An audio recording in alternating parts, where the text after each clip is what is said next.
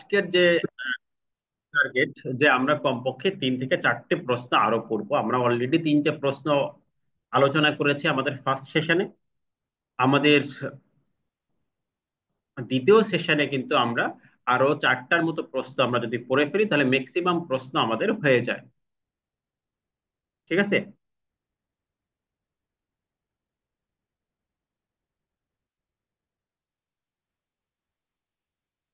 আমার শীটটা এভাবে করা হয়েছে, এটা পড়লে মোটামুটি সবকিছুই কভার করে। আমার ওই শর্ট প্রশ্ন ব্রড প্রশ্ন একসাথে আছে, ওইভাবে করে আমি পড়াচ্ছি। আশা করা যায় এর মধ্যে আপনাদের সবকিছু চলে আসবে, এর বাইরে কিছু আসার সম্ভাবনা নাই। সেভাবে রেডি করা হচ্ছে। আর আমি তো সবগুলো বিষয় আপনাদেরকে প্রতিটি বিষয় ক্লাসে একদম আলোচনা করে দিচ্ছি যাতে আপনাদের সমস্যা না হয়। এরপরেও যদি আমাদের থাকে, যেমন আজকের যে টোটাল এই 7টা বিষয় আমাদের 7টা যে প্রশ্ন আমরা পড়বো, যদি আমাদের এখানে কোনো প্রবলেম থাকে তাহলে কিন্তু আমরা আগামী কালকের 7:30টায় জয়েন করবো। আর যাদের কোনো প্রবলেম নেই তারা 8টায় জয়েন করবো, কারণ 8টা হচ্ছে আমাদের মূল ক্লাস হবে। 7:30টা থেকে এই ক্লাসের প্রবলেম সলভিংটা হয়ে যাবে। আশা করি আমরা বিষয়গুলো বুঝতে পেরেছি। আমরা শুধু পড়া রিলেটেড প্রশ্নগুলোই আমরা চ্যাট বক্সে করি, কারণ আপনি বাড়তি প্রশ্ন করলে আমাদের টাইম নষ্ট হয়। ওকে।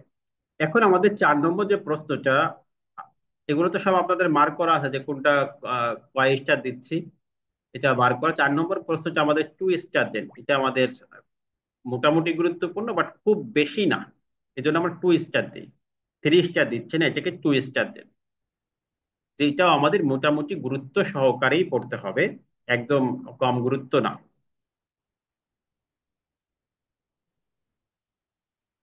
1 নম্বর আমাদের যে প্রশ্নের অংশটা আছে রিটার্ন দাখিলের পদ্ধতি।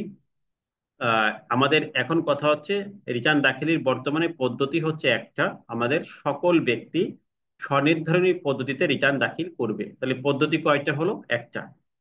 সেকশন 170-এ বলা আছে আমাদের যতগুলো ব্যক্তি আছে সকল ব্যক্তি রিটার্ন দাখিল হবে একটা পদ্ধতিতে, এটা হচ্ছে স্বনির্ধারণী পদ্ধতিতে।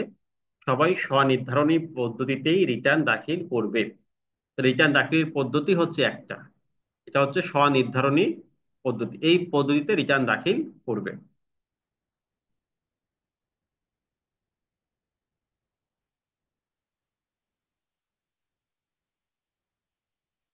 ক্লিয়ার? আমাদের শীট, ক্লাস প্ল্যানিং কি পড়ানো হবে সবগুলো আমাদের গ্রুপে শীটে দেখেন স্পষ্ট করে লেখা আছে, এই দিন এটা পড়ানো হবে, 3টে প্রশ্ন 4টে প্রশ্ন স্পেসিফিক লেখা আছে। প্লিজ আপনারা একটু গ্রুপের শীটটা দেখেন, ক্লাস প্ল্যানিংটা দেখেন, মনে হয় এই বিষয়ে কোশ্চেন থাকবে না আপনাদের। আর ক্লাসের সময় প্রশ্ন করবেন, আমি আবারও একটু বলছি যে আমাদের যেটা পড়াচ্ছি এটা রিলেটেড প্রশ্ন করবে। যেমন ধরেন এই যে বিগত ক্লাসের আমি শুরুতে সময় দিয়েছিলাম 10 মিনিট, আমাদের প্রশ্ন আলোচনা শেষ, বলছে আধা ঘন্টা বা 10 মিনিট আগে আসেন। এখন যদি প্রিভিয়াস প্রশ্ন আবার আপনি প্রশ্ন করেন তাহলে যেটা পড়াচ্ছে এটা কিন্তু বুঝতে পারবেন অনেকে। ঠিক আছে। এই জন্য যেটা যে সময় আমরা প্রশ্ন নিচ্ছি সেটা সেই সময় প্রশ্ন করেন, ক্লাসে আপনি সুন্দরভাবে সঠিক সময়ে চলে আসেন। তাহলে স্বনির্ধারণী পদ্ধতিতে রিটার্ন আমাদের দাখিল করতে হবে, তার মানে আমরা জানলাম যে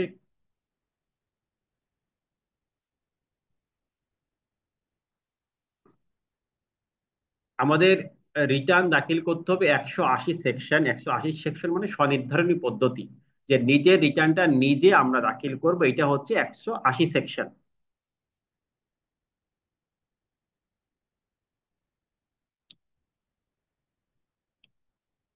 আমরা প্রশ্নের সময় দিব প্লিজ। আপনি না বুঝলে আমি তো প্রত্যেকটা প্রশ্নের পরে প্রশ্নের সময় দিই, আপনি প্রশ্ন পড়ানোর সাথে যদি প্রশ্ন করতে থাকেন তাহলে একটু প্রবলেম হয়ে যায়।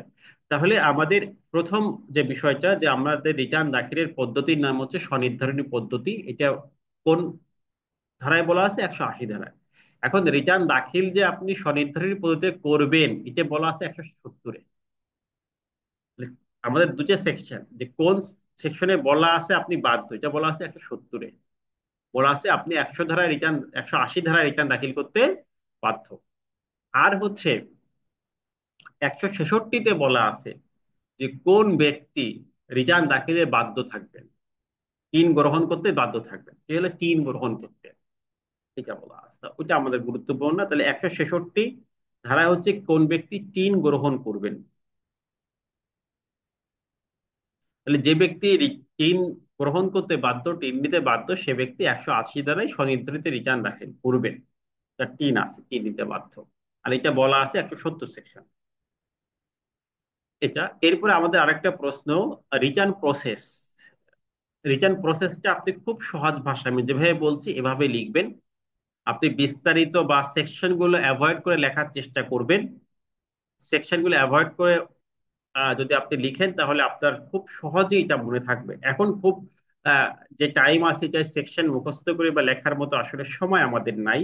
সেক্ষেত্রে সেকশনকে অ্যাভয়েড করবেন। রিটার্ন প্রসেস মানে কি, আগে এই জিনিসটা বুঝবেন। রিটার্ন প্রসেস মানে হচ্ছে, আপনি যে রিটার্নটা জমা দিয়েছেন সেই রিটার্নে যদি কোনো দালিলিক ভুল থাকে, কোনো কারণিক ভুল থাকে, কোনো আহ, মানে কোনো ফিগারে ভুল থাকে, কোনো অঙ্কে ভুল থাকে, এটা কারেকশন করার জন্য যে প্রক্রিয়া, এটাকে বলা হয় রিটার্ন প্রসেস।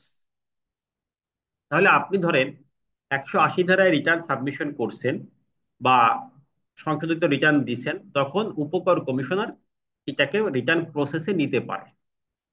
রিটার্ন প্রসেস কোনটাই হবে এটা বলছে দেখেন, গাণিতিক ত্রুটি, অথবা আপনি দাখিলকৃত বিবৃতিতে তথ্যে অশুদ্ধ দাবি হলে, মানে আপনার বোঝা যাচ্ছে যে আপনার রিটার্নটা আপনি সঠিকভাবে ফিল আপ করতে পারেন নাই, আপনি হয়তো তথ্যের সাথে রিটার্নের যে সাপোর্টিং ডকুমেন্ট দিয়েছেন তার সাথে মিল নাই, অথবা আপনি ক্যালকুলেশন মতো মিস্টেক করছেন। অর্থাৎ এমন ভুল যে ভুলের মাধ্যমে আপনি কর ফাঁকি দেওয়ার ইন্টেনশন নাই, আপনার গাণিতিক ভুল হয়ে গেছে, আপনার বিবৃতিগুলো সঠিকভাবে রিটার্ন উপস্থাপন হয় নাই। যদি এরকম মনে করে থাকেন, এরকম ঘটনা ঘটে, তাহলে কমিশনার এই রিটার্নকে প্রসেস করতে পারেন। অর্থাৎ প্রসেস মানে কি, সে নতুন করে এটার প্রদেয় কর নির্ধারণ করতে পারবেন যে আপনার ভুল হয়েছে, আপনি এই টাকা কর দিয়ে দেন। ঠিক আছে। যদি উৎসকর ক্রেডিট না নিয়ে থাকে, সেগুলো আপনাকে ক্রেডিট প্রদান করে প্রত্যর্পণ কর নির্ধারণ করিতে পারবেন। এরপরে দেখেন, যদি আপনার রিটার্ন প্রসেসের এগেনিস্ট, এখানে অনেকগুলো বিষয় আছে, আপনি দুই তিনটা বিষয় এখান থেকে মনে রাখবেন।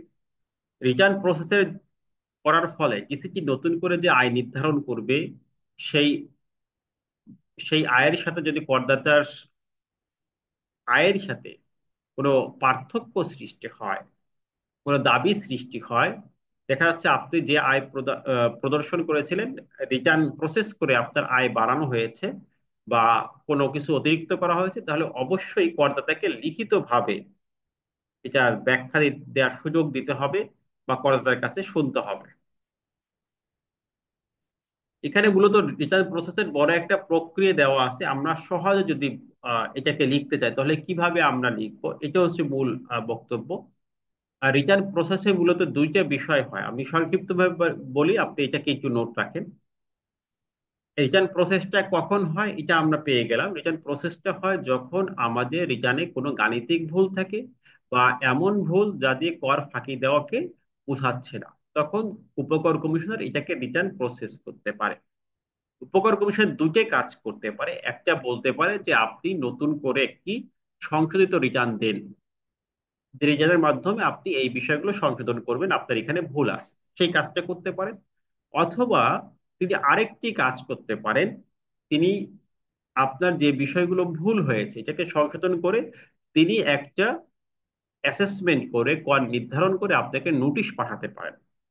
এই যে পরিগণনা পত্র সহ একটি নোটিশ পাঠাতে পারেন, যে আপনাকে হিয়ারিং এর সময় দিবে, এই হিয়ারিং এর সময় দিয়ে তিনি কর পরিকরে করে একটা নোটিশ পাঠাবেন। যদি আপনি নোটিশ অনুযায়ী কর দিয়ে দেন, তাহলে এখানেই আমাদের রিটার্ন প্রসেসের কাজ শেষ হবে।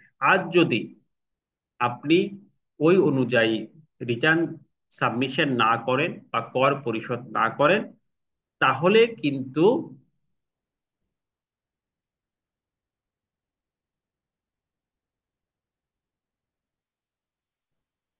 এটা রিসাবমিশনের মতো না, এটা হচ্ছে রিটার্নে যে সকল ভুল হয় সেই ভুলগুলোর সংশোধনের পদ্ধতি।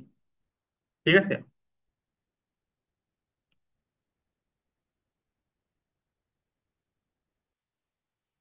তাহলে আমরা দুটো বিষয় এখানে বুঝলাম। সংক্ষিপ্ত ভাবে লিখতে রিটার্ন প্রসেস আপনার বড় করে লেখার সুযোগ নাই, আর এটা সম্ভবও না যে প্রসেস, কারণ এটা একটা প্রসিডিংস। আপনি সহজে লিখবেন, আমরা যখন স্বনির্ধারণ পদ্ধতি রিটার্ন সাবমিশন করি, সেই বা সংশোধিত রিটার্ন দিই, রিভাইস রিটার্ন সাবমিশন করি, সেখানে যদি এমন কোনো ভুল আছে যে ভুলটা দেখা যায় গাণিতিক ভুল বা বিবৃতিগত ভুল, তখন একজন উপকর কমিশনার যিনি দায়িত্বে থাকবেন তিনি রিটার্নটা প্রসেস করতে পারেন। তিনি দুইটা কাজ করেন। এক নম্বর হচ্ছে তিনি এই ভুলটা সংশোধন করার জন্য করদাতাকে সুযোগ দিতে পারেন যে আপনি নতুন করে আবার একটি অ্যামেন্ডমেন্ট রিটার্ন সাবমিশন করেন, এই অনুযায়ী আপনার রিটার্ন দিতে হবে, আপনার এই এই জায়গাগুলোতে ভুল হয়েছে। অথবা করদাতাকে তিনি হিয়ারিং এ ডেকে তিনি নতুন করে যেটা ভুল হয়েছে এটাকে কারেকশন করে তিনি কর নির্ধারণ করতে পারেন। এটা হচ্ছে রিটার্ন প্রসেস। তাহলে দুইটা কাজ করতে পারে সে। একটা, করদাতাকে নিজেকে সংশোধন করে সংশোধিত রিটার্ন দিতে বলতে পারে, অথবা সে নিজে হিসাব করতে পারে, হিসাব করে তাকে ডিমান্ড নোটিশ দিতে পারে। তাহলে এই যে দুইটা কাজ যে করবে এটার নাম হচ্ছে রিটার্ন প্রসেস। এটা কিন্তু অডিট না, যদিও প্রশ্ন খুব বেশি গুরুত্বপূর্ণ না, তারপর আমাদের মূল বিষয়টা বুঝতে হবে। এরপর হচ্ছে অডিট। অডিটের সিস্টেমটা হচ্ছে ভিন্ন। অডিট মানে হচ্ছে আপনাকে সন্দেহ করা হয়েছে যে আপনি কর ফাঁকি দিয়েছেন। যদি এরকম কোনো আপনার ফাইলে এরকম কোনো বিষয় থাকে,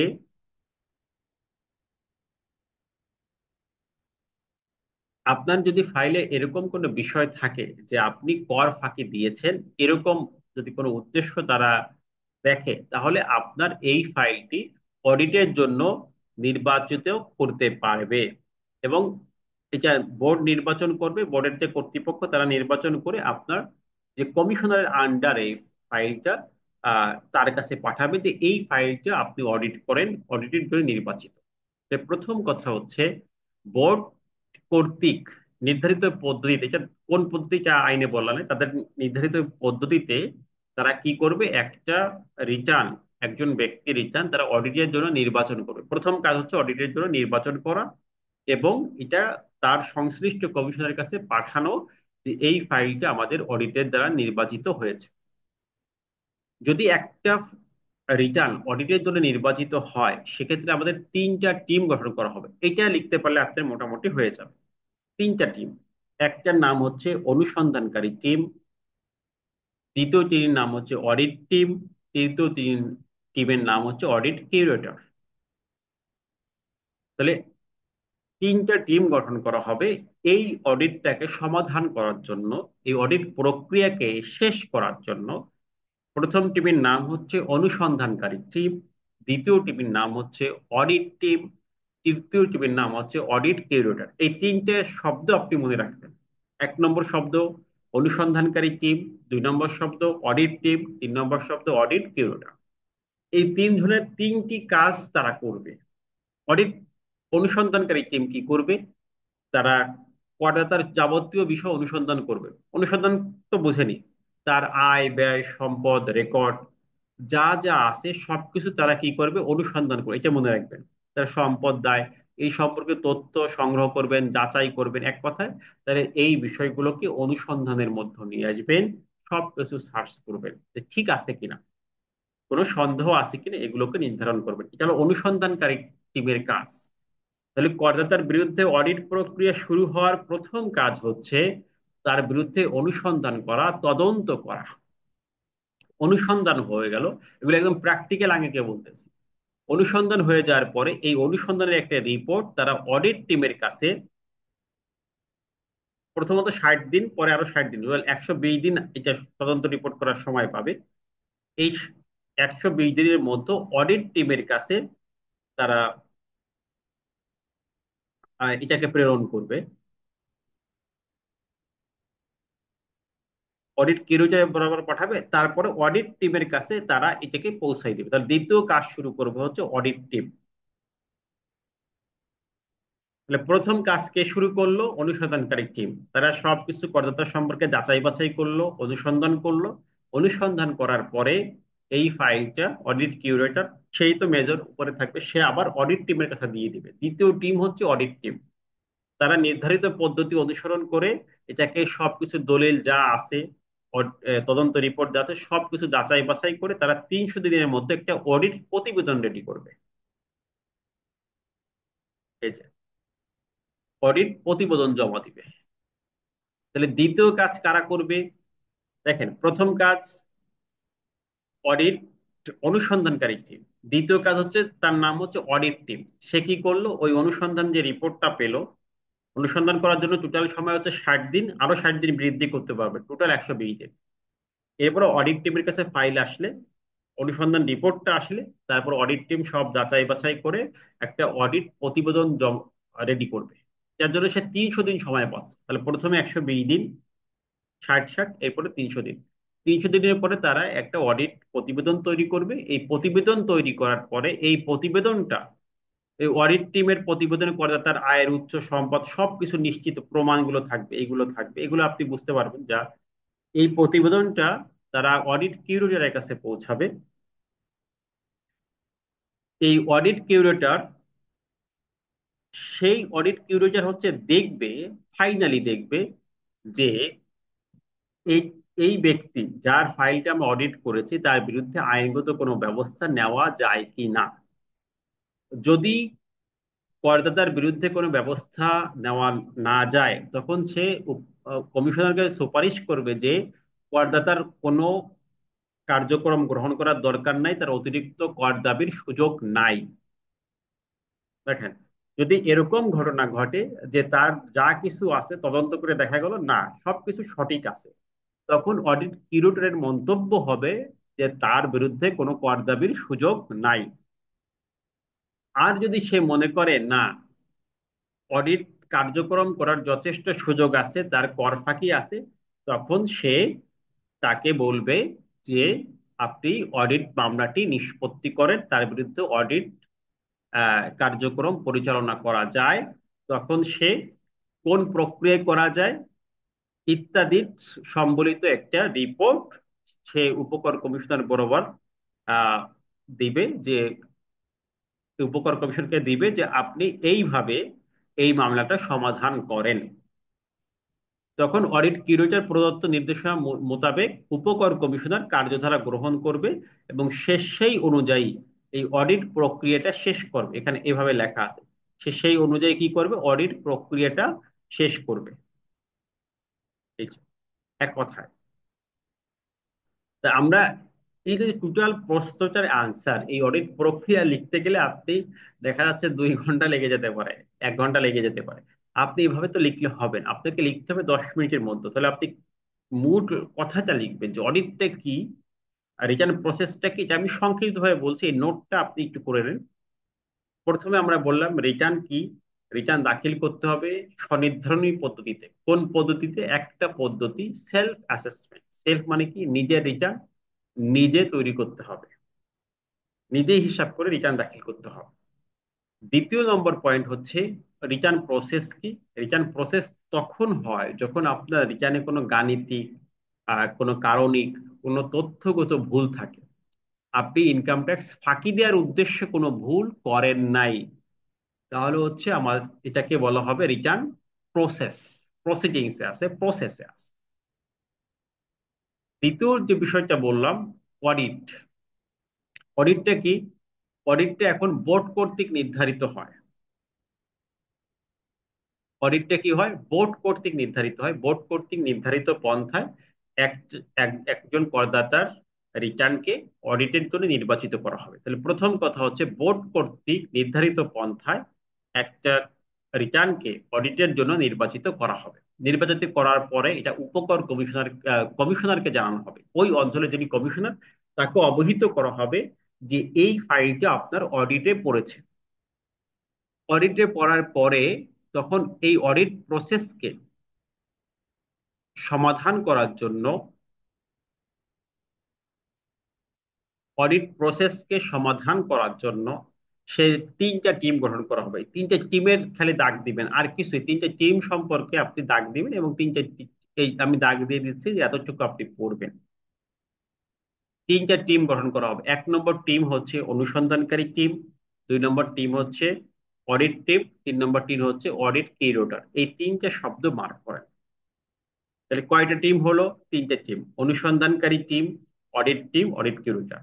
প্রথমে কাজ শুরু করবে হচ্ছে অনুসন্ধানকারী টিম। তারা করদাতার সকল কিছু যাচাই বাছাই করবে, অনুসন্ধান করবে, তদন্ত করবে, তার আয়, ব্যয়, সম্পদ যা কিছু আছে সবকিছুর অনুসন্ধান করবে, তদন্ত করবে। তদন্ত করার পরে তারা অডিট কিউরেটরের কাছে এটার জন্য 60 দিন সময় পাবে, পরবর্তীতে আরো 60 দিন সময় পাবে। এটা অডিট কিউরেটরের বরাবর জমা দিলে অডিট কিউরেটর অডিট টিমকে কাজ শুরু করতে বলবে। দ্বিতীয় কাজ শুরু করবে অডিট টিম। তারা কি করবে? তদন্ত রিপোর্টের ভিত্তিতে এগুলো সত্যতা যাচাই বাছাই করে তারা একটা অডিট প্রতিবেদন রেডি করবে। তাহলে অডিট টিমের কাজ হচ্ছে অডিট প্রতিবেদনটা রেডি করা। এই রেডি করার জন্য তারা 300 দিন সময় পাবে। তাহলে অডিট প্রতিবেদন তৈরি হয়ে গেল। এই প্রতিবেদনটা অডিট কিউরেটর বরাবর যাবে। সেই অডিট কিউরেটর তখন প্রতিবেদন দেখে সে দুটো মন্তব্য করতে পারে। একটা হচ্ছে করদাতার বিরুদ্ধে কোনো আইনগত ব্যবস্থা নেওয়ার সুযোগ নাই, এক। 2 নম্বর হচ্ছে করদাতার বিরুদ্ধে আইনগত সুযোগ নেওয়ার আছে, এই জায়গাতে সুযোগ আছে, এটা উপকর কমিশনারকে বলা হবে। উপকর কমিশনার অডিট কিউরেটরের যে মতামত আছে তার ভিত্তিতে কর নির্ধারণী আদেশ প্রদান করবেন নতুন করে। তাহলে অডিট কিউরেটরের মতামতের উপরকে ভিত্তি করে তিনি উপকর কমিশনার কর নির্ধারণী আদেশ প্রদান করবেন। এই হচ্ছে সংক্ষিপ্ত ভাবে এই 3টা পয়েন্ট লিখতে পারলে মোটামুটি আপনার এখানে হয়ে যায়।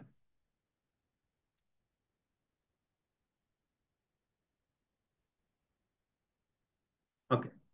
আমরা খুব বেশি বললে তো হবে না, আপনার আপনার টাইমের মধ্যে লেখার একটা সিস্টেম যে এটার মধ্যে আমাদের লিখতে হবে, এই হচ্ছে বিষয়। তাহলে আশা করি যে এই প্রশ্নটা বুঝতে পারছেন। আমি পরে আর একবার রিপিট করলাম যাদের সমস্যা হচ্ছে।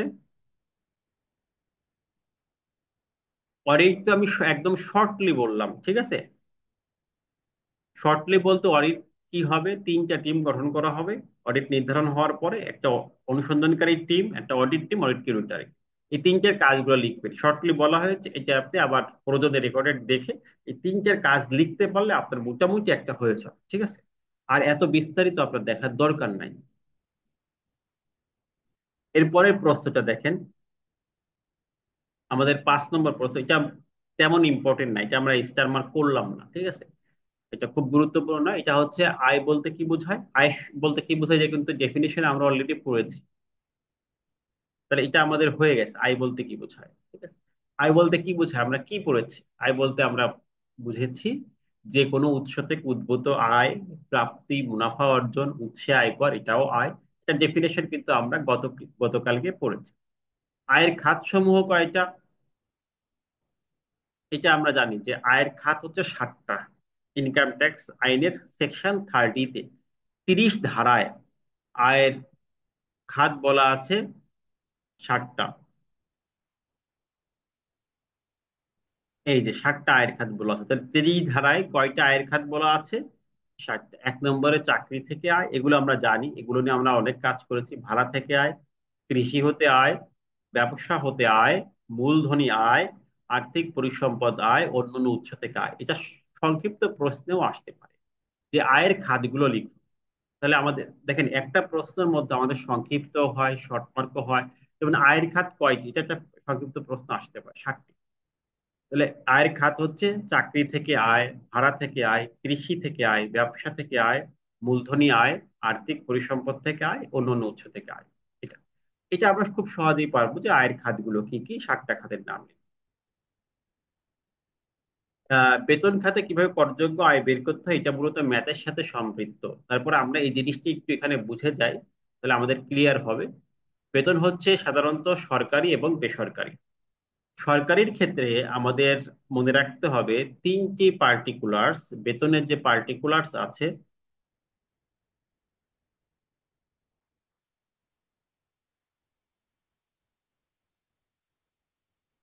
এখন গৃহ সম্পত্তির আয় বলার সুযোগ নাই, এটা ছিল আগে। এখন বলতে হবে ভাড়া থেকে আয়। এখন আইনে কোথাও গৃহ সম্পত্তি নাই, বলা আছে ভাড়া। গৃহ সম্পত্তি ছাড়া অন্য কোনো ভাড়া আয়ও এটার অন্তর্ভুক্ত হবে।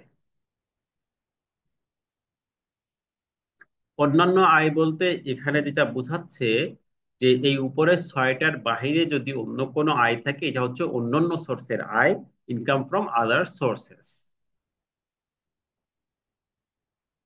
সরকারি ক্ষেত্রে আমাদের তিনটা পার্টিকুলার্স বেতনের, তিনটি বেতনের যে পার্টিকুলার্স আছে, এই তিনটি করযোগ্য হয়। এই তিনটি নাম মুখস্থ করবেন। একটা হচ্ছে মূল বেতন, এটা ম্যাথের ক্ষেত্রে অবশ্যই লাগবে, উৎসব ভাতা এবং বোনাস। নেক্সট দিন যখন ম্যাথ করাবো তখন এই জিনিসটা লাগবে। তাহলে সরকারি ক্ষেত্রে আমাদের তিনটা জিনিস করযোগ্য। একটা হচ্ছে মূল ভাতা, মূল বেতন, উৎসব ভাতা এবং বোনাস। সরকারি ক্ষেত্রে করযোগ্য ইনকাম কয়টা? তিনটা: মূল বেতন, উৎসব ভাতা, বোনাস। আর বাকি সকল কিছু করমুক্ত থাকবে। তাহলে আমরা সরকারিটা শিখলাম। সরকারি ক্ষেত্রে তিনটা জিনিস, তিনটা পার্টিকুলার্স করযোগ্য: মূল বেতন, উৎসব ভাতা এবং বোনাস। আর বাকি সবগুলো করমুক্ত থাকবে। ক্লিয়ার? তাহলে সরকারি ক্ষেত্রে করযোগ্য আয় হচ্ছে তিনটা: মূল বেতন, উৎসব ভাতা এবং বোনাস।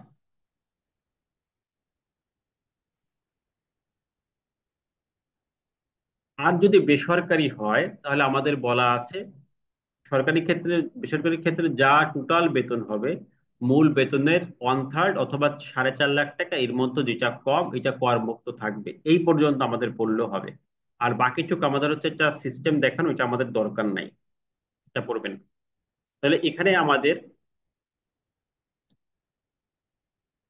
আহ বেসরকারি ক্ষেত্রে আমাদের নিয়মটা কি? মোট বেতন, সকল পার্টিকুলার্স গুলো, সকল খাতে যে যে খাতে বেতন পাই সেগুলো সকল কিছু যোগ করার পরে সেখান থেকে আমরা 1/3 অথবা 4.5 লাখ টাকা, এই দুটাকে কম্পেয়ার করে যে অ্যামাউন্টটা কম হবে এটা অব্যাহতি পাবো, বাকি সকল কিছু করযোগ্য। ঠিক আছে? তাহলে এখানে আমাদের 1/3 অথবা 4.5 লাখ টাকা, এর মধ্যে যেটা কম এটা হচ্ছে আমাদের অব্যাহতি, বাকি সবকিছু করযোগ্য। এই প্রশ্নটা কিন্তু খুবই সহজ এবং এটা বেশি ইম্পর্টেন্টও না, বাট আমাদের ম্যাথের ক্ষেত্রে এটা আমাদের মাঝে মাঝে লাগে। পরীক্ষায় আয়ের খাত সবসময় 60টাই লিখবো।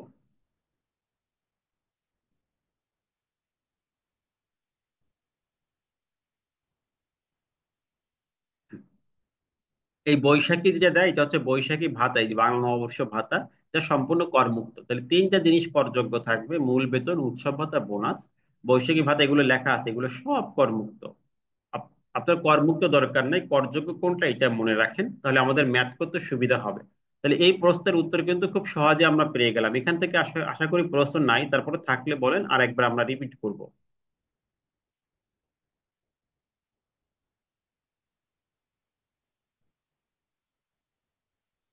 রিটার্ন প্রসেস এবং এটা কয়েকবার আলোচনা হয়েছে, আপনি মনে হয় প্রথম দিকে জয়েন করেন নাই। আমরা এই প্রশ্ন শেষ করে অনেকবার আলোচনা করেছি। উৎসব ভাতা বলতে দুই ঈদের ভাতাকে বোঝায়। ঠিক আছে? উৎসব ভাতা বলতে দুই ঈদের ভাতাকে বোঝায়। এর বাইরে যত সুযোগ সুবিধা দেওয়া হয়, যেমন পারফরমেন্সের উপর, বিভিন্ন বিষয়ের উপর কেন্দ্র করে, এটাকে বলা হয় বোনাস। আমাদের পরীক্ষার খাতায় এটার ব্যাখ্যা থাকবে, এটার নাম থাকবে, যে বোনাস এত টাকা, উৎসব ভাতা এত টাকা, এভাবে নাম থাকবে। আপনি যদি কখনো দেখেন বোনাস নামটা আছে, তাহলে এটা মনে করবেন করযোগ্য। আর যদি এরকম থাকে বাড়ি ভাড়া, চিকিৎসা ভাতা, যাতায়াত ভাতা, তাহলে এগুলো সব হয়ে যাবে করমুক্ত। পরীক্ষার জন্য আরো আমাদের প্র্যাকটিক্যালি অনেক বিচার বিশ্লেষণ আছে, এগুলো আমাদের দরকার নেই।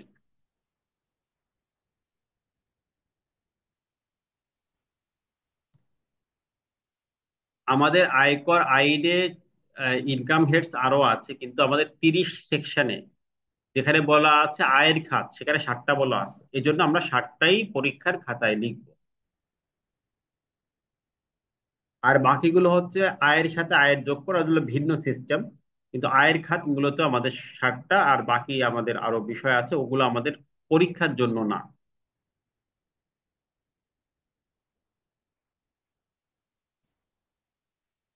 বোনাসটা হচ্ছে আপনার দুই ঈদের উৎসব ভাতার বাইরে আরো যদি কোনো স্পেশাল বেনিফিট দেওয়া হয়, পারফরমেন্সের উপর ভিত্তি করে কোনো টাকা দেওয়া হয়, সেইগুলো হচ্ছে আমাদের বোনাস হিসেবে গণ্য হয়।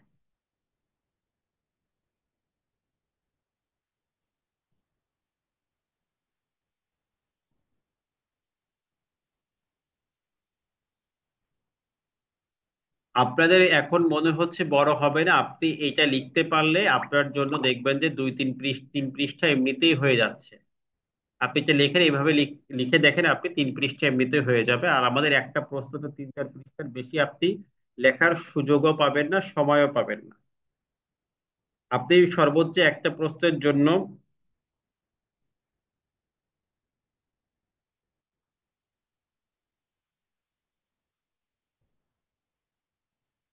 আপনার একটা প্রশ্নের জন্য সর্বোচ্চ 15 মিনিট সময় পাবেন।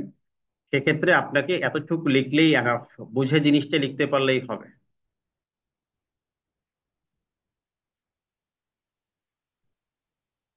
না, মহার্ঘ ভাতা তো আলাদা, এটা বোনাস না, বোনাসটা বোনাস নামেই থাকবে। দেখ, আপনার পরীক্ষায় যেভাবে প্রশ্ন হবে এটা তো বলে দিলাম, যেটা যে নামে থাকবে সেটাকে আপনি কাউন্ট করবেন। এরপরে আমাদের 6 নম্বর প্রশ্ন। 6 নম্বর প্রশ্নটাকে আপনি স্টার মার্ক করেন, 1 স্টার দেন। এটা মোটামুটি গুরুত্বপূর্ণ প্রশ্ন, খুব বেশি গুরুত্বপূর্ণ না হলেও মোটামুটি গুরুত্বপূর্ণ প্রশ্ন।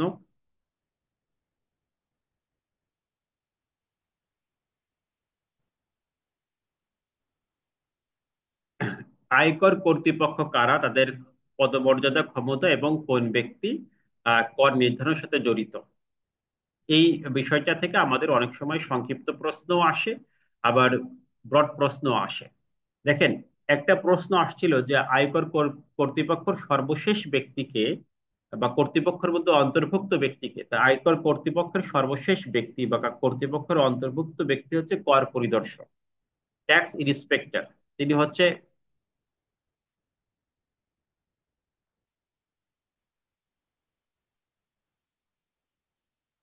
5-এ তো আমরা কোনো স্টার দেই নাই, আপনি দেখেন ফলো করলে হবে। 5-এ কোনো স্টারই দেই নাই, কোনোটা 1 স্টার, কোনোটা 2 স্টার, 3 স্টার দিচ্ছে আমরা।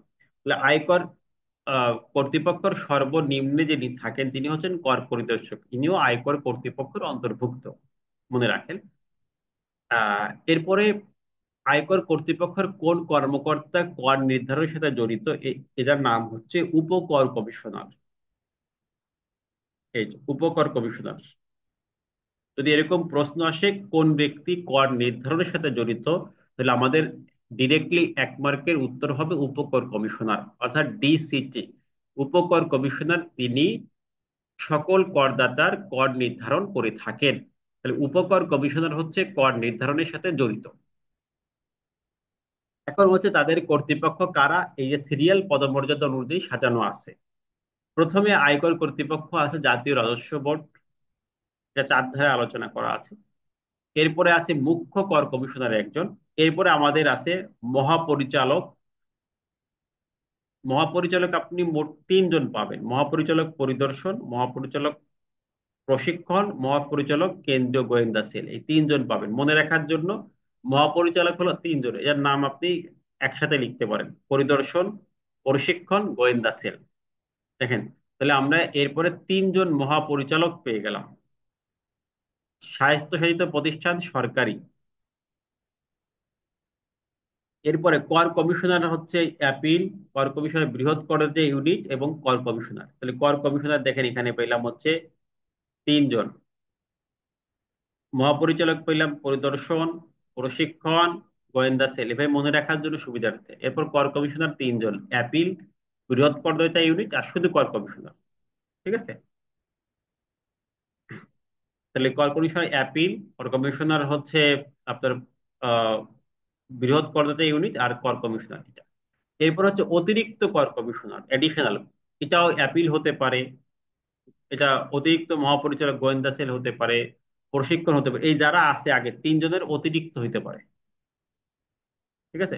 তাহলে এই সবার আরেকটা থাকতে পারে অতিরিক্ত কমিশনার, এটা অ্যাপিল হইতে পারে, গোয়েন্দা সেল হইতে পারে, যা আমরা শিখলাম এই যে এই এই ব্যক্তিগুলো আবার অতিরিক্ত হইতে পারে। আবার এদের আবার যুগ্ম হইতে পারে। তাহলে আপনি প্রথমে আসবেন অতিরিক্ত, তারপরে আসবে আপনার যুগ্ম, জয়েন্ট, এডিশনাল, জয়েন্ট, ইংরেজিতে আপনার ভালো মনে থাকে। তাহলে প্রথম হচ্ছে কর কমিশনার এর পার্ট, তারপর হচ্ছে মহাপরিচালকের পার্ট, এরপর হচ্ছে অতিরিক্ত কর কমিশনার, এরপর হচ্ছে যুগ্ম কর কমিশনার। এরপরে আসি উপকর কমিশনার। তো উপকর কমিশনার এর সাথে আরেকটা থাকে ট্যাক্স রিকভারি অফিসার। ঠিক আছে, অধিকার ট্যাক্স রিকভারি অফিসার থাকে। আর এনার পদে আর 2 জন থাকতে পারেন: সহকারী কর কমিশনার, অতিরিক্ত সহকারী কর কমিশনার।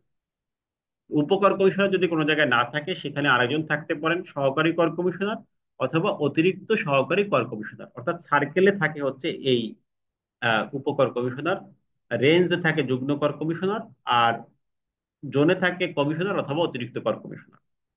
তাদের পদমর্যাদা এভাবে হয়। এরপর হচ্ছে সর্ব উপরে হচ্ছে বোর্ড, তারপর একজন মুখ্য কর কমিশনার, এরপর হচ্ছে মহাপরিচালক তিনজন থাকে, পরিদর্শন, প্রশিক্ষণ, গোয়েন্দা সেল। কর কমিশনারও তিনজন, ঠিক আছে। কর কমিশনার অ্যাপিল, কর কমিশনার বৃহৎ করদাতা ইউনিট, আর কর কমিশনার। এরপর আছে আপনার অতিরিক্ত। অতিরিক্ত ঠিক একই জিনিস লিখবেন, যুগ্ম ঠিক একই জিনিস, এভাবে মনে রাখবেন। তাহলে কর কমিশনার, মহাপরিচালক, অতিরিক্ত, যুগ্ম, এরপর হচ্ছে উপকর কমিশনার। অতিরিক্ত, যুগ্ম, উপকর, এর মাঝে একজন ট্যাক্স রিকভারি অফিসার আছে, এরা। তাহলে এদের কি কি ক্ষমতা আছে? এদের ক্ষমতা বোর্ড তাদের আদেশ দ্বারা প্রণয়ন করে থাকে যে কোন কর্তৃপক্ষ কি কি ক্ষমতা পালন করবে। বোর্ড সময় সময়ে তাদের আদেশ দ্বারা সিরিয়াল মেনটেন করতে পারলে ভালো, না পারলেও সমস্যা নাই।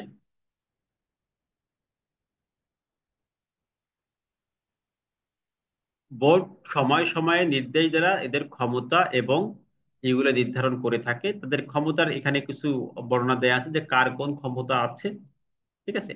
এটা আপনি খুব সংক্ষিপ্ত ভাবে লিখতে পারবেন।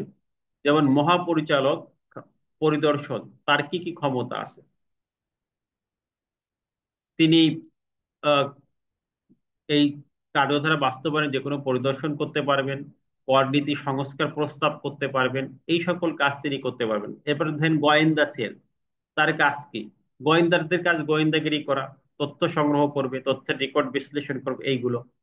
তো পরিদর্শনের কাজ একটা, গোয়েন্দা সেলের কাজ একটা, কর ফাঁকি রোধ করা, এই সকল বিষয়ে কাজ করবে। এভাবে করে আমাদের এক কথায় বলা আছে যে বোর্ড আদেশ দ্বারা তাদের ক্ষমতাগুলো অর্পণ করবেন, এবং আয়কর কর্তৃপক্ষ সেই ক্ষমতা তিনি কি করবেন, ঠিক আছে। তাহলে বোর্ড আদেশ দ্বারা করদাতাদের নির্ধারিত স্থান নির্ধারণ করিতে পারবেন। তাহলে এটা হচ্ছে আমাদের আয়কর কর্তৃপক্ষে যারা আছে এদের ক্ষমতা। এটা খুব ইম্পর্টেন্ট প্রশ্ন না, তারপর আপনি লিখবেন, বাট এই অংশটা ইম্পর্টেন্ট। আয়কর কর্তৃপক্ষ কারা, তাদের পদমর্যাদা গুলো লিখুন। এই প্রশ্নটা আমাদের আসতে পারে, এবং এটা ছোট ছোট প্রশ্নও আসতে পারে। তাহলে আপনি সংক্ষিপ্ত ভাবে জাস্ট নামগুলো লিখবেন, আর ব্রড প্রশ্ন আসতে পারে।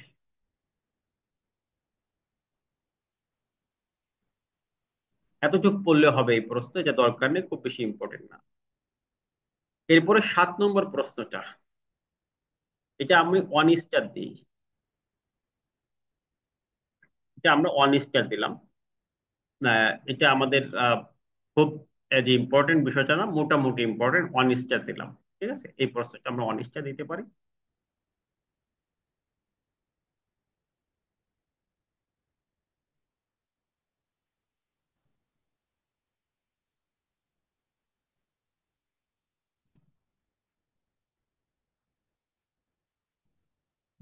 কর অ্যাপিলেট ট্রাইব্যুনালের সদস্য হিসেবে নিয়োগের যে যোগ্যতা, এটা আছে আমাদের। এটা এটা আমাদের সংক্ষিপ্ত প্রশ্ন আসে, 10 বছরের যদি অ্যাডভোকেট হয়, প্র্যাকটিশনার অ্যাডভোকেট হয়, তিনি অ্যাপিলেট ট্রাইব্যুনালের সদস্য হিসেবে মনোনীত হতে পারেন। অথবা কর কমিশনার সমমানের যদি তার কাজ করার অভিজ্ঞতা থাকে, তিনিও অ্যাপিলেট ট্রাইব্যুনালের সদস্য হিসেবে মনোনীত হতে পারেন। তাহলে যারা কর কর্মকর্তা, এদের বাইরে হচ্ছে যারা 10 বছরে প্র্যাকটিস করেছে কর আইনজীবী হিসেবে, অ্যাডভোকেট হিসেবে, তারা অ্যাপিলেট ট্রাইব্যুনালের সদস্য হতে পারেন, ঠিক আছে। অবশ্যই তাদেরকে বাংলাদেশের নাগরিক হতে হবে, এই যে জেনারেল কন্ডিশন গুলো আছে। এটা খুব বেশি ইম্পর্টেন্ট না, তারপর আপনি জেনে রাখবেন মোটামুটি, যাতে আপনার একটা ধারণা থাকে। এরপরে যে প্রশ্নটা আছে আয় বর্ষ এবং কর বর্ষ, এটা কিন্তু আমরা সংক্ষিপ্ত প্রশ্নে পড়েছি যে আয় বর্ষ এবং কর বর্ষ কি। যে বর্ষে আমরা আয় করে থাকি, যে অর্থ বছরে আয় হয়, এটা হচ্ছে আয় বর্ষ। এটা হচ্ছে কর বর্ষের ঠিক আগের বছরটা আমাদের আয় বর্ষ। এটার শেষের তারিখ আছে, যদি ব্যবসা কোনো মাঝে শুরু হয়, তাহলে 30শে জুন হচ্ছে আয় বর্ষ সমাপ্ত হবে, ঠিক আছে। 30শে জুনটা আমাদের আয় বর্ষ সমাপ্ত হবে। আর যদি ব্যবসা বছরের মাঝে বন্ধ হয়ে যায়, তাহলে যেদিন বন্ধ হবে সেদিন আয় বছরটা আমাদের সমাপ্ত হবে।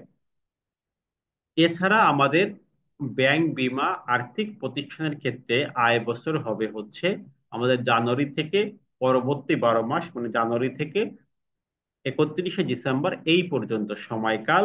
এটা কিন্তু আমরা শিখেছি, এই জন্য এটা রিপিট করলাম না। এটা আমরা আয় বছরটা আমরা সংক্ষিপ্ত প্রস্তাব শিখেছি। কর বর্ষটাও ঠিক একই রকম, আমাদের শর্ট নোটে ছিল এই দুটেই। এবং পরীক্ষায় আয় বর্ষ কয় বছর পার্থক্য আসতে পারে, তাহলে যে জিনিসটা বুঝলে কিন্তু আমরা পার্থক্য লিখতে পারবো। আয় বর্ষ হচ্ছে কর বর্ষের ঠিক আগের বছর, যে বছরে ইনকাম করা হয়, যে বছরের আয়ের উপর ট্যাক্স দেওয়া হয়। আর কর বর্ষ হচ্ছে হিসাবের বছর, এটা হচ্ছে আয় বর্ষের পরবর্তী অর্থ বছর, যে সময় আমরা কর রিটার্নটা সাবমিশন করে থাকি। অর্থাৎ 2023-24 যদি আয় বছর হয়, তো 2024-25 হবে কর বর্ষ। এবার করমুক্ত সীমা চূড়ান্ত পর্যায়ে আলোচনা করেন, এই প্রশ্ন খুব বেশি গুরুত্বপূর্ণ না, তারপর আমরা পড়বো। করমুক্ত সীমা তো আমরা জানি, এটা আমাদের সংক্ষিপ্ত প্রশ্ন আসতে পারে যে এই বছরে করমুক্ত সীমা। করমুক্ত সীমা এই চারটা রেট একটু পড়বো, ওই হিস্ট্রি আমাদের দরকার নাই। 1 নম্বর হচ্ছে স্বাভাবিক করদাতা। আমাদের ব্যক্তির ক্ষেত্রে হচ্ছে কর দিবসের প্রশ্ন, আমাদের কোম্পানির ক্ষেত্রে কর দিবস এই শব্দটা ব্যবহার করা হয় না। ঠিক আছে, এই কর দিবস যেটা, এটা ব্যক্তির ক্ষেত্রে আমাদের প্রযোজ্য। ঠিক আছে,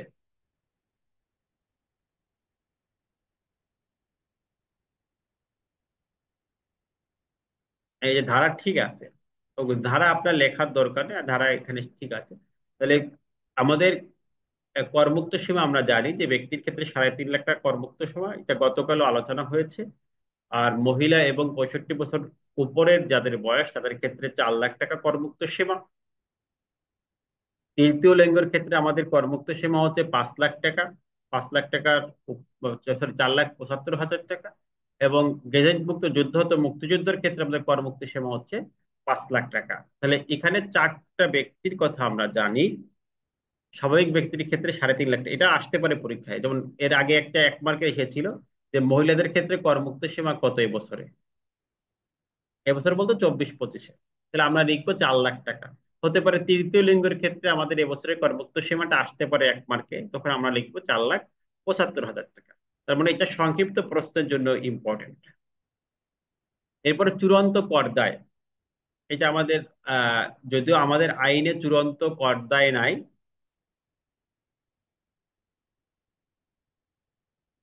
কোম্পানির ক্ষেত্রে কর দিবস এই শব্দটা ব্যবহার করা হয় না। ঠিক আছে, এটা ব্যক্তির ক্ষেত্রে ব্যবহার করা হয়। কোম্পানি রিটার্ন দাখিলের তারিখ হচ্ছে সপ্তম মাসের 15তম দিন, তার মানে জানুয়ারির 15তম দিন। এটা হচ্ছে তাদের জন্য তারিখ, কিন্তু ট্যাক্স ডে এর যে থিওরি, এটা শুধুমাত্র ব্যক্তি করদাতার ক্ষেত্রে ব্যবহার করা হয়, এটা মনে রাখতে হবে। চূড়ান্ত কর দায়টা কি? চূড়ান্ত কর দায় মানে যেখানে উৎসে কর, আয়ের বিপরীতে যে উৎসে কর কর্তন করা হয়েছে, এটাই চূড়ান্ত। সেটাকে বলা হচ্ছে চূড়ান্ত কর দায়। ঠিক আছে, অর্থাৎ করদাতাকে যখন আয় দেয়া হয়, কিছু ক্ষেত্র আছে যে উৎসে কর্তন করা হয় সেখান থেকে, সেই উৎসে কর্তন গুলোকে এসআরও জারি করে চূড়ান্ত হিসেবে গণ্য করা হয়েছে। এই কয়েকটা খাতের নাম আপনি একটু মনে রাখেন, যে এইগুলো চূড়ান্ত কর দায়ের মধ্যে পড়বে। যেমন সঞ্চয়পত্রের সুদ ম্যাথের ক্ষেত্রে লাগবে, এটা চূড়ান্ত কর দায় ব্যক্তির ক্ষেত্রে। সম্পত্তি হস্তান্তর থেকে আয়, চূড়ান্ত কর দায়। সম্পত্তি অধিগ্রহণ থেকে আয়, এটা চূড়ান্ত কর দায়। এবং রপ্তানির নগদ ভর্তুকি যেটা আছে, এটা চূড়ান্ত কর দায়। এবং সঞ্চয়ী আমানত, স্থায়ী সুদ, এটা হচ্ছে শুধুমাত্র যারা রিটার্ন দাখিল থেকে অব্যাহতি আছে তাদের ক্ষেত্রে চূড়ান্ত কর দায়, এমনি স্বাভাবিক ব্যক্তির ক্ষেত্রে চূড়ান্ত কর দায় নয়। এটা খুব ইম্পর্টেন্ট না, জাস্ট একবার দেখেন, এটা মুখস্থ করতে হবে না। তাহলে আমরা চূড়ান্ত কর দায় তো বুঝতে পারলাম। চূড়ান্ত কর দায় মানে যার উৎসে করই হচ্ছে চূড়ান্ত, যা উৎসে কর্তন করেছে এটাই শেষ, পরবর্তীতে ওই ইনকামের উপর আর কোনো ট্যাক্স দিতে হবে না। এখানে এই কথা বলা আছে যে ন্যূনতম কর হিসেবে এমন উৎসে কর যা ওই উৎসে হতে অর্জিত আয়ের বিপরীতে চূড়ান্ত কর দায় হিসেবে বিবেচিত হয়। আর আপনার কাছ থেকে যে পরিমাণ উৎসে কর্তন কাটা হয়েছে, এটাই চূড়ান্ত।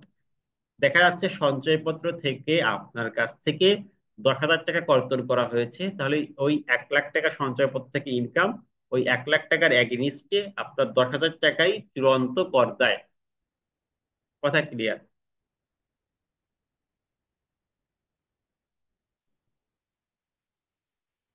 চূড়ান্ত কর দেয় মানে কিছু আয়ের ক্ষেত্রে আপনার কাছ থেকে উৎসে কর্তন করা হয়, এটা ওই আয়ের বিপরীতে করদারটা ফাইনাল সেটেল, পুনরায় আপনাকে আর ট্যাক্স দিতে হয় না। যেমন ধরেন সঞ্চয়পত্রের আয়, যেমন ধরেন আপনি কয়েকটা এক্সাম্পল মনে রাখার জন্য আপনার এখানে ধারাটারা কিছু মুখস্থ করতে হবে না। সম্পত্তি হস্তান্তর থেকে আয়, সম্পত্তি অধিগ্রহণ থেকে আয়, এগুলো সব চূড়ান্ত কর দেয়। তার মানে সঞ্চয়পত্র যখন আপনাকে সুদ দিয়েছে তখন 10% ছাড়া উৎসে কর্তন করেছে। ধরেন এখানে যদি 1 লাখ টাকা আপনার ইনকাম হয়, 10,000 টাকা উৎসে কর্তন, তাহলে ওই 1 লাখ টাকার এগেনিস্টে বিপরীতে আপনার কর হবে এই 10,000। যা উৎসে কর্তন করবে ওটাই কর হবে, এটার নাম হচ্ছে চূড়ান্ত কর দায়।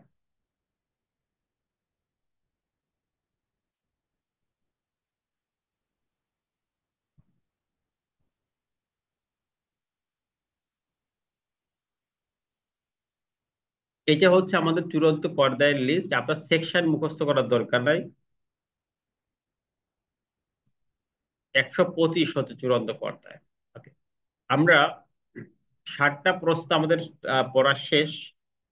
তারপর আমরা আরেকটা প্রশ্ন পড়বো, কারণ এখানে কয়েকটা প্রশ্ন বেশি ইম্পর্টেন্ট না, এই জন্য পড়িনি আজকে। আমরা মোটামুটি 8 পর্যন্ত পড়ে রাখলে আগামীকাল এটা শেষ হবে। তা 8টা আমাদের একটু ইম্পর্টেন্ট আছে, এই জন্য আমরা এটা 2 স্টার মার্ক করি। আমি মূল জিনিসটা পড়াবো, আপনারা এটা নোট রাখবেন, রাখলে আপনারা মোটামুটি বুঝতে পারবেন, ঠিক আছে? কি পয়েন্ট গুলো আমরা আলোচনা করতে পারলে আপনাদের জন্য সুবিধা হবে। আগে সামারিটা বলি, এই প্রশ্নের ফাংশনটা বলি, তারপর আমরা আলোচনায় আসি। আমাদের খুব বেশি সময় নেই, এই জন্য আজকে থাক বললে তো হবে না। আমাদের টপিক গুলো শেষ করা, এরপর আমাদের ম্যাথ গুলো করতে হবে ভালো করে, সময় দিয়ে করতে হবে, ঠিক আছে? এই প্রশ্ন দিয়ে আমরা আজকের শেষ করব। হ্যাঁ, রিটার্ন দেওয়া লাগবে। আমি যতটুকু যা বলতেছি পড়তে হবে ততটুকু পড়বেন, প্রয়োজনে আবার রেকর্ডেড ভিডিও দেখবেন যে কি বলেছি, কতটুকু পড়বেন। কর অ্যাপিল কি? অ্যাপিল মনে হচ্ছে উপকর কমিশনার আদেশের বিরুদ্ধে যদি আপনি সংক্ষুব্ধ হন, তাহলে আপনি আপিল করতে পারবেন। মানে তার আদেশের বিরুদ্ধে আপনি অন্য কোনো ফর্মে অ্যাপ্লিকেশন করতে পারবেন, এটাকে বলা হয় অ্যাপিল, মানে উপরের কোর্টে আবেদন করা। তাহলে কর উপকর কমিশনারের আদেশের বিরুদ্ধে, তাহলে আদেশ দেয় কে? উপকর কমিশনার। তার আদেশের বিরুদ্ধে যদি কোনো করদাতা সংক্ষুব্ধ হয়, তাহলে তিনি আপিল দায়ের করেন, এতটুকু লিখলেই হবে। তার বিরুদ্ধে কি করেন? অ্যাপিলে যান, অ্যাপিল দায়ের করেন। 17 সালে আসলেও এটা আসতে পারে, ঠিক আছে? 17 সালে প্রশ্ন রিপিট হতে পারে, এই জন্য 2 স্টার দিয়েছে, আমরা 3 স্টার দেয়নি, না হলে এটা 3 স্টার মানের প্রশ্ন। তাহলে কর অ্যাপিল কি? উপকর কমিশনার আদেশের বিরুদ্ধে যদি আমরা অ্যাপিল কর্তৃপক্ষের নিকট এটাকে দায়ের করি, তাহলে এটা হয়ে যাবে অ্যাপিল।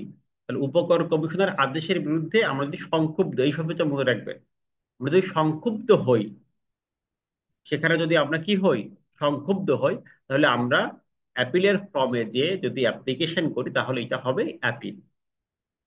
একজন উপকর কমিশনার আদেশের বিরুদ্ধে কি কি প্রতিকার আছে এটা মনে রাখবেন। অ্যাপিল হচ্ছে একটা প্রতিকার, 3টা প্রতিকার আছে। একটা হচ্ছে অ্যাপিল, 1 নম্বরের এখানে অ্যাপিল, এটা একটা প্রতিকার।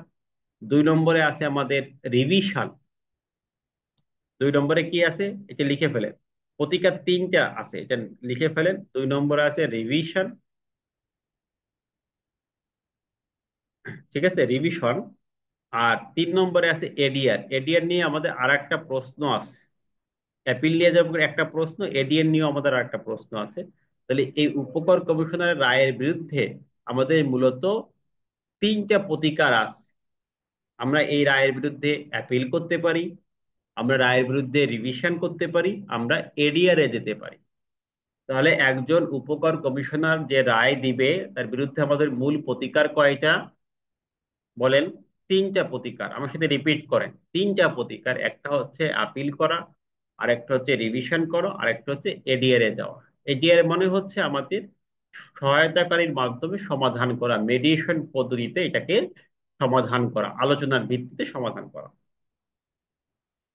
তাহলে অ্যাপিল, এটার বিধান কি? কি কারণে অ্যাপিল করা যায়? আপনি মনে রাখবেন, যে কোনো কারণে আপনি সংক্ষুব্ধ হন, এটার কারণগুলো এখানে আছে।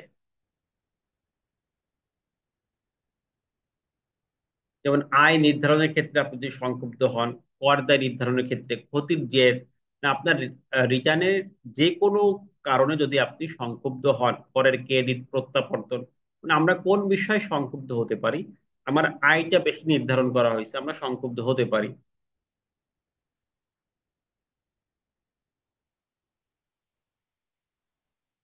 এডিআর মানে হচ্ছে অল্টারনেটিভ ডিসপুট রেজুলেশন। তাহলে আয় নির্ধারণ, দেখা যাচ্ছে আমি 10,000 টাকা আয় দিচ্ছি, ট্যাক্স ডিপার্টমেন্ট 1 লাখ টাকা করছে, তাহলে আয় নির্ধারণে সংক্ষুব্ধ হতে পারি, কর নির্ধারণে হতে পারি, আমার লোকসান যে টেনেছি ডিসিটি মানে নাই, দণ্ড সুদ বেশি আরোপ করেছে, সারচার্জ আরোপ করেছে, কর ক্রেডিট দেয় নাই, এরকম বিভিন্ন বিষয়, যে কোনো বিষয় সংক্ষুব্ধ হলে আমরা অ্যাপিল করতে পারি। এরপরে প্রশ্ন ছিল অ্যাপিল কার কাছে করতে হবে। ঠিক আছে,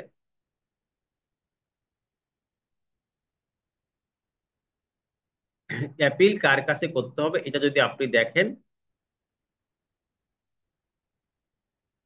আমি বলি, এই এখানে আছে অ্যাপিল কার কাছে করতে হবে। দেখেন, অ্যাপিল করতে হবে আমাদের অ্যাপিল কমিশনার বরাবর।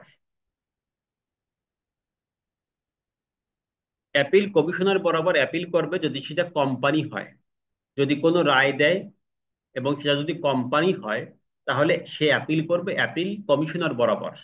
আবার বলেন, অ্যাপিলে দুইজন থাকে, অ্যাপিলে যুগ্ম কমিশনার থাকে, যুগ্ম কমিশনার অফ অ্যাপিল আর কমিশনার অফ অ্যাপিল।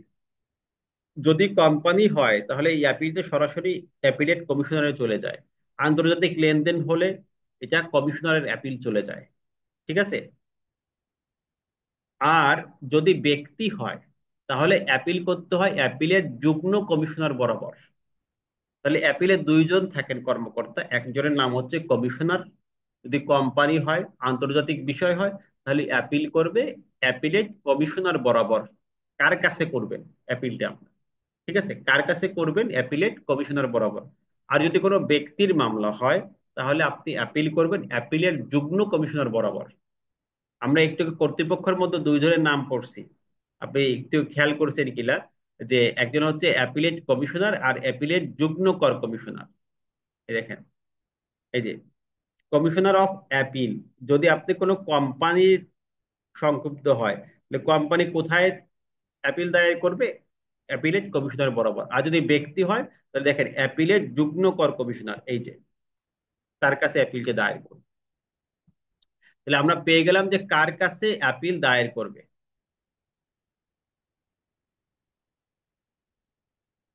অ্যাপিল কি? অ্যাপিল হচ্ছে কোনো ব্যক্তি যদি উপকর কমিশনারের আদেশের বিরুদ্ধে সংক্ষুব্ধ হয়, তখন সে অ্যাপিলেট কমিশনার বরাবর সে কি করতে পারে? অ্যাপ্লাই করতে পারে, যাইতে পারে, এটাকে বলা হচ্ছে অ্যাপিল। অ্যাপিলের সময়সীমা হচ্ছে আমাদের 45 দিন। এটা খুবই গুরুত্বপূর্ণ যে 45 দিনের মধ্যে আমাদের অ্যাপিল দায়ের করতে হয়। অ্যাপিলের ফি হচ্ছে 200 টাকা। এটা আমাদের সংক্ষিপ্ত প্রশ্ন আসে, 1 মার্কেরও আসে। অ্যাপিলের প্রশ্নটা 2017 সালে এসেছে, তারপর আমরা গুরুত্ব দিয়ে পড়তেছি এই কারণে এখানে কিছু কিছু প্রশ্ন আছে যেগুলো এক কথায় আসতে পারে, ব্রড প্রশ্ন আসতে পারে। তাহলে অ্যাপিলের ফি কত? অ্যাপিল করতে গেলে আপনাকে 200 টাকা জমা দিতে হবে এবং 45 দিনের মধ্যে অ্যাপিল করতে হবে। ঠিক আছে। আর অ্যাপিলের পরে আছে ট্রাইব্যুনাল। ট্রাইব্যুনালে আপনার ফি হলো 1,000 টাকা। আর 60 দিনের মধ্যে আপনাকে ট্রাইব্যুনাল করতে হবে, এটাও একটু মনে রাখেন, তাহলে সুবিধা হবে। আর সময় পাবেন 60 দিন। এই 45-এর জায়গায় 60 দিন, আর 200-র জায়গায় 1,000 টাকা। অ্যাপিলে যদি আমরা বেনিফিট না পাই, তাহলে আমরা পরবর্তী 60 দিনের মধ্যে আমরা ট্রাইব্যুনালে যেতে পারবো। ঠিক আছে। তাহলে এখানে ফি দিতে হবে 1,000 টাকা। এখানে আমাদের 45 দিন বলতে কি বোঝাচ্ছে? যদি আপনার নোটিশে যে টাইম আছে, সেখানে সেই সময়ের মধ্যে আপনি অ্যাপিল করবেন অবশ্যই অ্যাপিলের বিধান অনুযায়ী। এরপরেও অনেক সময় যদি আপনার রিজনেবল কারণ থাকে, সেক্ষেত্রে তারা মেনে নেয়। আর এটা অবশ্যই নোটিশ জারির পরে, অ্যাসেসমেন্ট অর্ডারের পরের থেকে 45 দিন।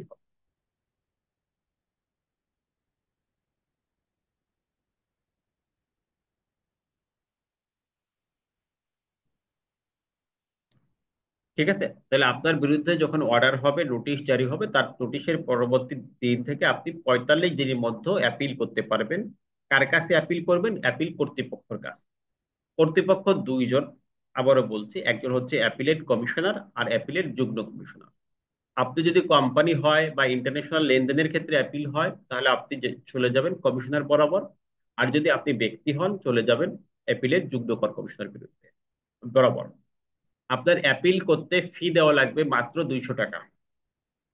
মাত্র 200 টাকা অ্যাপিল ফি আপনাকে দিতে হবে। আর যদি, এটা হচ্ছে ট্রাইব্যুনাল। অ্যাপিলের পরে যদি অনেক সময় আমরা ট্রাইব্যুনালে যেতে চাই, দেখা যাচ্ছে অ্যাপিলের যে রায়টা দিল, এটা আমরা সংক্ষুব্ধ হলাম, তখন আমি ট্রাইব্যুনালে যেতে পারি। তখন আমাকে 60 দিনের মধ্যে ট্রাইব্যুনালে যেতে হবে, এবং 1000 টাকা আমাকে তখন ট্রাইব্যুনাল ফি দিতে হবে।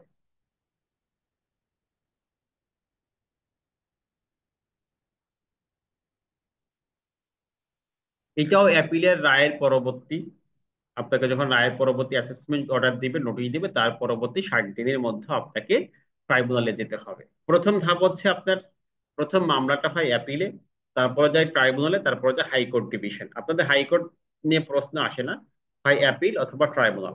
ট্রাইব্যুনালের নিয়ে প্রশ্ন আসবে না, জাস্ট আপনারা এইটুকু মনে রাখেন যে এই যে সংক্ষিপ্ত আকারে আসতে পারে যে অ্যাপিলের কতদিনের মধ্যে ট্রাইব্যুনালে যেতে হবে, বা ট্রাইব্যুনাল মামলা দায়েরের সময়সীমা কতদিন, আপনি লিখবেন 60 দিন। ট্রাইব্যুনালে কত টাকা ফি? 1000 টাকা। আর ট্যাক্সের 10%, আপনাদের ট্যাক্স হবে এটা 10%। তিনটা এখানে বিষয়: ট্যাক্সের 10% জমা দিতে হবে, 1000 টাকা ফি জমা দিতে হবে, আর 60 দিনের মধ্যেও আপনার ট্রাইব্যুনালে যেতে হবে, অ্যাপিলের ট্রাইব্যুনাল। তাহলে আমরা অ্যাপিলের প্রস্তুত দিয়ে মূলত আজকে শেষ করতেছি। আপনাদের 10% যে ট্যাক্সের ডিমান্ড থাকবে, যা 10% দিয়ে ট্রাইব্যুনাল যেতে হবে। আপনি সাথে এতটুকু মনে রাখেন, যা ডিমান্ড হবে, 10% আপনাকে জমা দিতে হবে আগে, তাছাড়া আপনি ট্রাইব্যুনালে মামলাটা দায়ের করতে পারবে না। তাহলে অ্যাপিল সম্পর্কে আমরা কি জানলাম, যে অ্যাপিলটা কি, এটা আমরা জানলাম। যে অ্যাপিলটা হচ্ছে উপকর কমিশনার রায়ের বিরুদ্ধে যখন আমরা সংক্ষুব্ধ হই, তখন আমরা অ্যাপিলে যাই। আর উপকর কমিশনার সেই আদেশের বিরুদ্ধে কয় ধরনের প্রতিকার থাকতে পারে? তিনটা প্রতিকার থাকতে পারে: আপিল থাকতে পারে, রিভিশন থাকতে পারে, এডিআর থাকতে পারে। রিভিশন কার কাছে করতে হয়? এটা হচ্ছে কমিশনারের কাছে করতে হয়। ঠিক আছে, রিভিশনটা হবে ট্রাইব্যুনালে করতে হবে। ট্রাইব্যুনালে আমাদের প্রশ্ন আসবে না, তারপরে আমরা বললাম ট্রাইব্যুনালে আপনার রেজিস্টার বরাবর দাখিল করতে হবে। ঠিক আছে, প্রতিকারটা তিনটা: একটা অ্যাপিল, একটা রিভিশন, একটা এডিআর।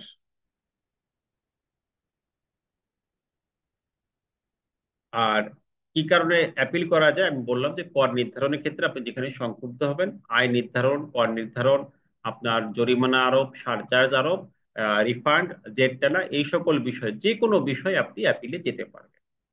অ্যাপিলে কয়দিনের মধ্যে যেতে হবে? 45 দিনের মধ্যে যেতে হবে আপনার এই প্রিভিয়াস অর্ডারের, যে অর্ডারটা আছে ডিসিটির, এটার আদেশের বা নোটিশ ইস্যু হওয়ার 45 দিনের মধ্যে আপনাকে অ্যাপিলে যেতে হবে।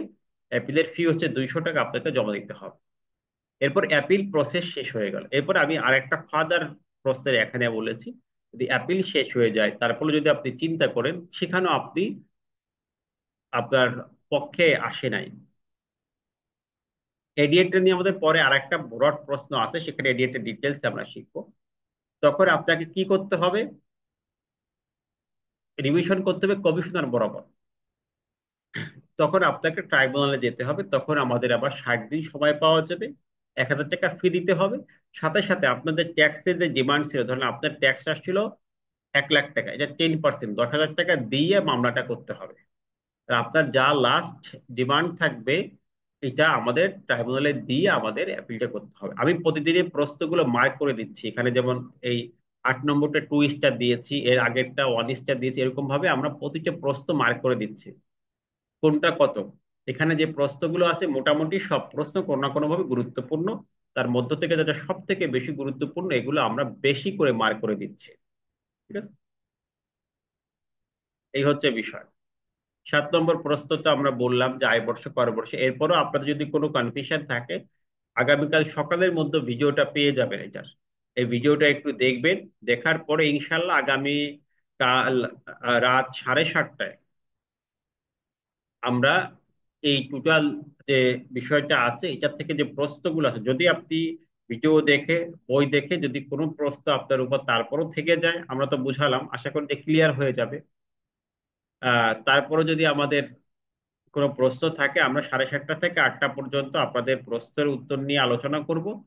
দেন এর পরবর্তী থেকে আমাদের 10টা থেকে সরি 8টা থেকে 10টা পর্যন্ত আগামীকাল ক্লাস প্ল্যানটা দেখবেন, ওখানে দেওয়া আছে। আগামীকাল মূলত আমাদের এই ব্রড প্রশ্ন যা আছে এই বিষয়গুলো আমরা শেষ করে ফেলবো, সলভ করে ফেলবো। এই জন্য আমাদের চেষ্টা থাকবে।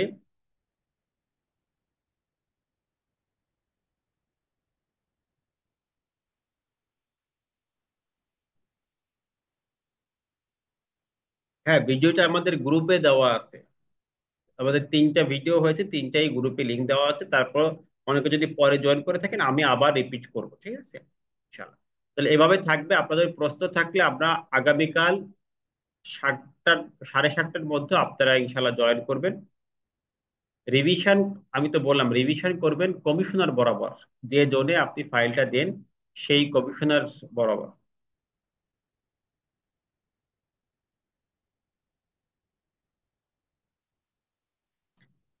আমি যেভাবে পড়াচ্ছি সব কোশ্চেনই পড়বেন, যেটা গুরুত্বপূর্ণ দিচ্ছি এটা বেশি করে পড়বেন।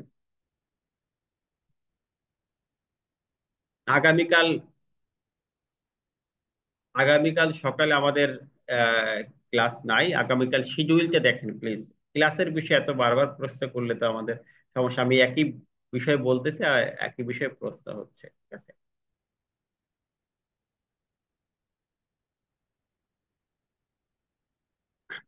পরীক্ষার্থীর সংখ্যা এখনো আমরা জানি নেই। আপনাদের দিয়ে আগে প্রস্তুতি নিন। পরীক্ষার্থীর সংখ্যা দিয়ে তো আমাদের লাভ নেই, আমাদের নিজেদের পাশ করতে হবে, এটা হচ্ছে মেইন কথা। তো পরীক্ষার্থীর সংখ্যা বেশি। আমি গ্রুপে শেয়ার করে দিচ্ছি। অনেকে যদি পরে জয়েন করে, সবকিছু গ্রুপে আবার রিপিট করতেছি প্লিজ, এখানে আমরা গ্রুপে দেখি, তাহলে পেয়ে যাব। তাহলে আজকে আমাদের টাইম অলরেডি বেশি হয়ে গেছে। আজকের কথা না বাড়িয়ে আমরা আজকে শেষ করি ইনশাল্লাহ। আগামীকাল জাস্ট টাইমে প্ল্যান অনুযায়ী আমরা জয়েন করব। সে পর্যন্ত সবাই ভালো থাকবেন। আসসালামু আলাইকুম।